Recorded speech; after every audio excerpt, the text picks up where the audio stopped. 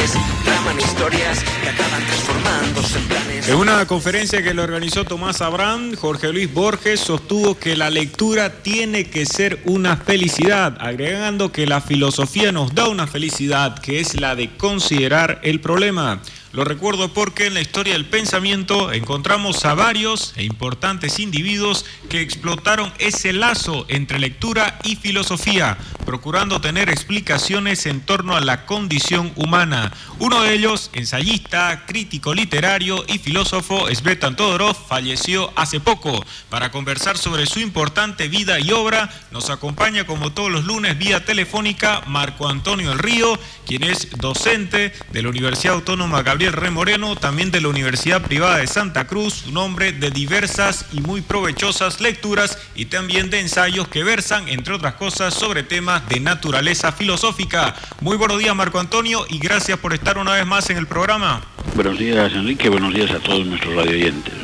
Partamos con la vida de Todorov. Nació en Bulgaria al comienzo de la Segunda Guerra Mundial en 1939. Lo destaco porque él tuvo que soportar luego los rigores del régimen soviético que originarán reflexiones de muy innegable relevancia sobre el totalitarismo. Y después tuvo que vivir en Francia desde 1963 y esa vivencia es también importante porque contribuirá a que él se dé cuenta de las diferencias culturales y del valor del otro. Sí, en efecto, ¿no? O sea, Todorov nace en Bulgaria el 39, durante 24 años vive en su país de origen y logra conseguir una beca, que en realidad lo beca su tía, para irse a París. Y allá estudia, se dedica un poco a las cuestiones de tipo semiológico, bajo la tutela de otro gran pensador del siglo XX, que es Roland Barthes.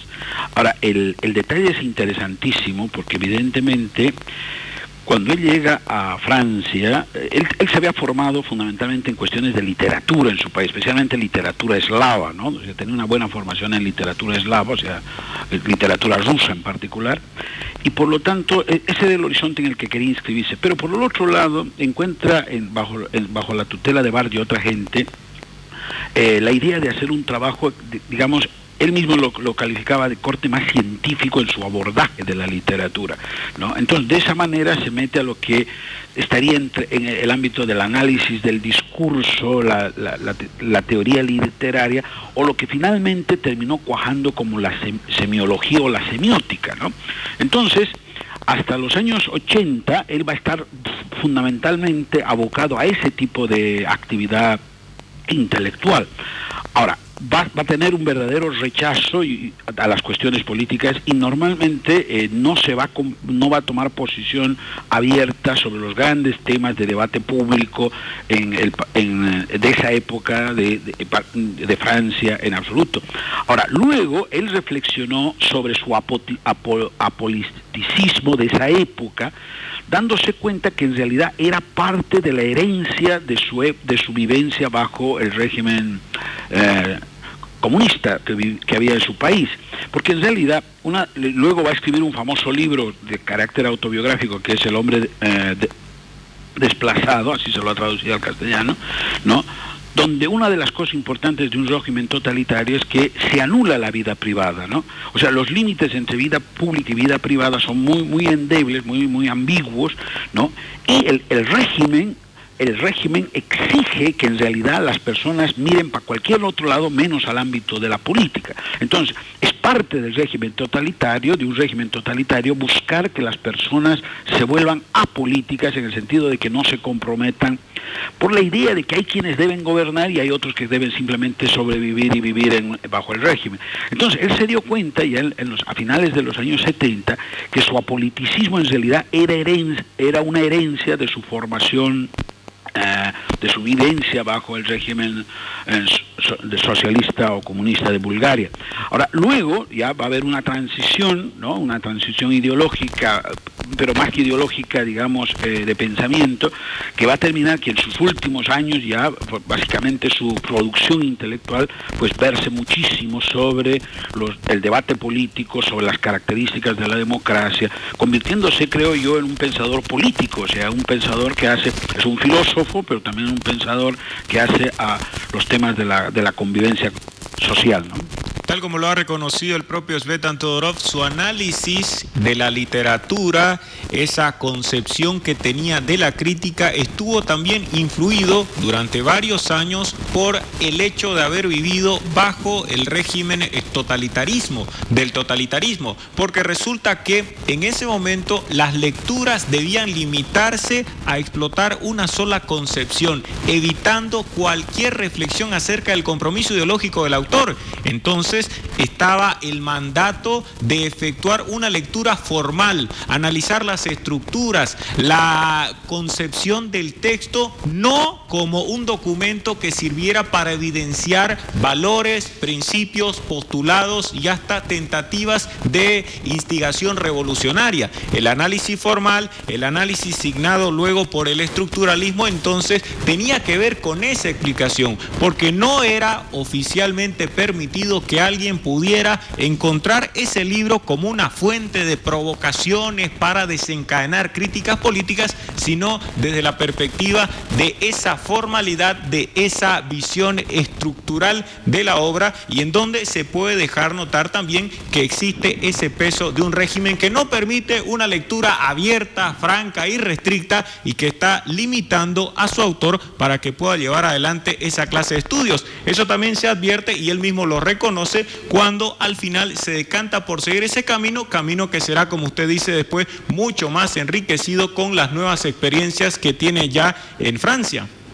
Bueno, hay un detalle que también es importante, ¿no? En esta cuestión de esta opción, digamos, de trabajo intelectual por la semiótica, el análisis del discurso, la teoría literaria, estaba evidentemente su bagaje cultural, digamos, ¿no? Como hemos mencionado, su propia pasión por la literatura, porque era un hombre que disfrutaba mucho la literatura, pero claro, se dio cuenta que no tenía el talento para ser escritor de literatura. Entonces él hizo, digamos, el camino de fuga, amante de la literatura, hacia la crítica literaria, pero la hace, digamos, bajo el espectro de esta teoría crítica o de esta filosofía del lenguaje. Sin embargo, hay un elemento que también me parece que vale la pena subrayar. Él llega a Francia el año 63, ¿no?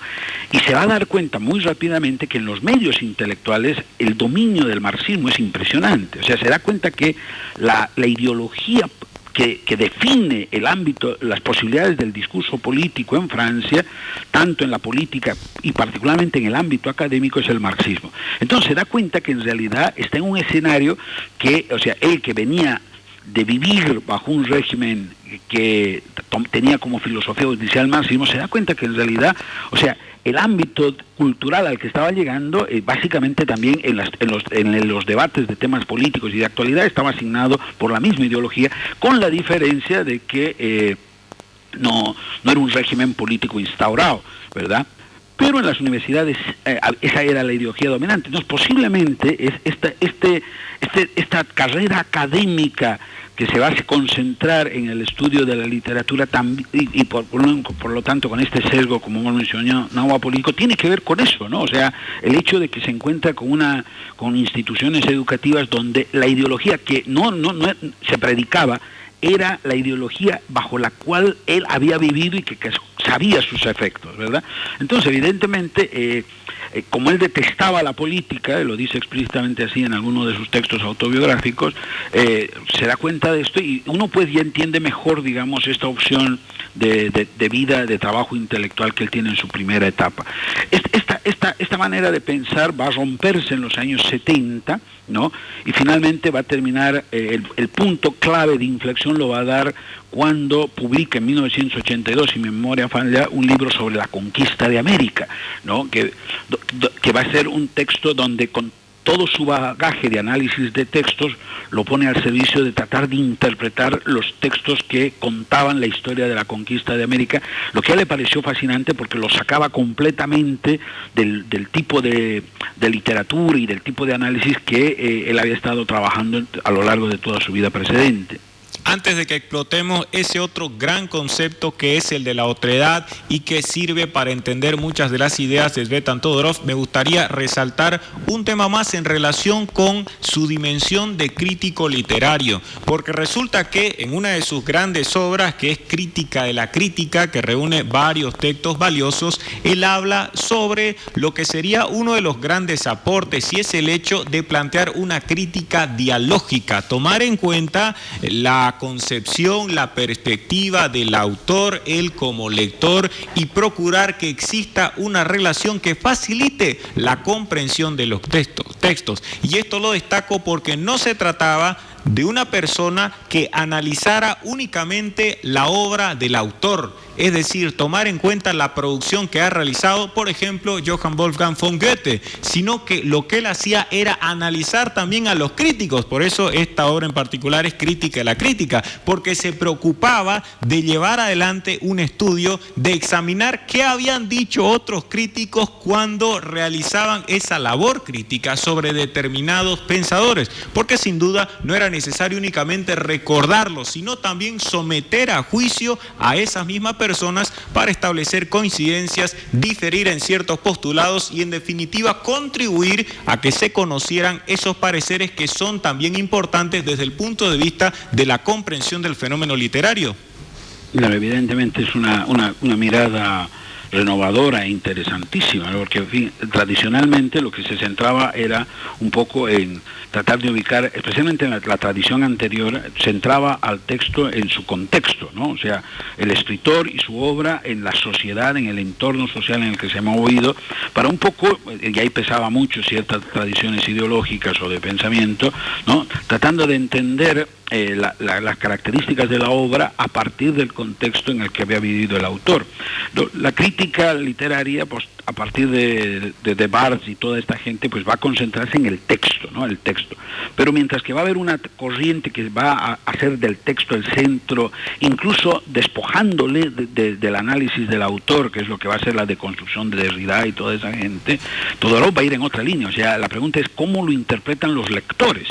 Y claro, lamentablemente es muy poca digamos, los textos que nos permiten saber cómo lo lee una persona común, ¿no? Es muy difícil encontrar. Hay algunos ejemplos y hay algunos trabajos en esa línea, pero es muy, muy difícil. Entonces, la línea de acción más directa va a ser, bueno, ¿qué dicen los críticos? Estos señores que leen el texto y que hacen comentarios sobre el mismo, ¿no? Entonces, pero es una forma, y esto es lo interesante, de aproximarse ya a la interpretación del lector. Entonces, no tenemos solamente el texto producido por el autor o algún texto adicional del autor comentando su propia obra, sino la idea de cómo lo interpreta un lector de su época, de época posterior, lo que evidentemente permite una comprensión precisamente la idea que va a aparecer, que va a explotar Todorov, de la idea del diálogo, ¿no? De la idea del otro, ¿no? Y que nos permite entrar en ese análisis. Efectivamente, Todorov, como ya lo hemos recordado, vivió desde 1963 en Francia. Él podía tener una gran cultura, preponderantemente occidental, tomar conocimiento de diferentes manifestaciones del espíritu y hasta ser recibido en muchos lugares con gran júbilo. Sin embargo, no se trataba de alguien que tuviese nacionalidad francesa, y por más cosmopolita que hubiera sido París, siempre existía en algún momento dudas o preguntas acerca de qué servía para efectuar estas distinciones. La diferencia entonces en ese momento tenía al propio Todorov como uno de sus representantes. Junto con varios intelectuales, él, por ejemplo, encontraba grandes coincidencias de vida, de pensamiento, algunas distinciones también con Edward Said, que fue muy importante para los estudios subalternos y lo que posteriormente se conocerá como los debates de la poscolonialidad, porque ambos se preocupaban de hacer esta reflexión a partir de la diferencia. Y como usted muy bien lo señala, Marco Antonio, el hecho de toparse con este desafío, el conocimiento del descubrimiento de América, se asume y le resulta muy provechoso a Todorov, porque se da cuenta de la importancia del fenómeno, de cómo es que contempla Colón, por ejemplo, Américo Vespucio y otros, ese encuentro con el diferente, que desde luego es fundamental, mucho más cuando estamos hablando en el siglo XXI de sociedades marcadas por la interculturalidad o el multiculturalismo. Claro, efectivamente, ¿no? Y en eso Todorov yo creo que tuvo una visión particularmente lúcida, ¿no? Porque, claro, para nosotros, que precisamente nos ha tocado nacer y vivir en el continente americano, posiblemente nos es difícil captar la relevancia histórica del hecho de la llegada de los europeos, ¿no? O sea, el tema central es que, de alguna manera, cuando los primeros españoles llegan al continente, están llegando a una realidad totalmente distinta, una realidad totalmente ajena. En mi opinión, es algo parecido a lo que si, por ejemplo, astronautas llegaran a un planeta donde encuentran vida inteligente organizada, ¿no? O sea, es en esa magnitud que hay que ver el hecho de la llegada de los europeos a América. O sea, es un territorio incluso con una geografía, con una biología distinta, totalmente diferente, y donde van a encontrar vida inteligente, organizada, distinta. Entonces la pregunta es cómo leer esa realidad, ¿no? Entonces el libro de Todorov va a partir de esa premisa de cómo, por un lado, Colón y determinados hombres del proceso van a mirar la nueva realidad a la que se están enfrentando, y por el otro lado por el otro lado está también Cortés, que tiene una mirada distinta, pero al mismo tiempo va a encontrar textos donde le va a permitir estudiar cómo los ven los lugareños, por ejemplo, ¿no? Entonces él va a tener una serie de capítulos donde contrapone la visión de Cortés, de Hernán Cortés, frente a la visión del emperador azteca de la época, ¿no? Moctezuma. Entonces es esa confrontación de miradas distintas las que le va a permitir una reflexión sobre el proceso de la conquista, que de ninguna manera es